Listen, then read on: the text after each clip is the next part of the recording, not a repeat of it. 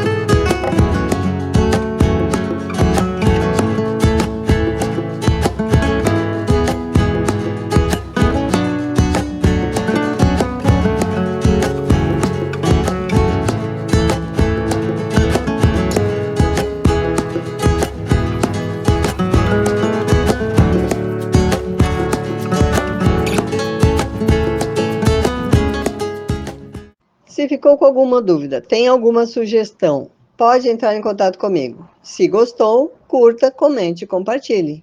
Vejo você no próximo vídeo.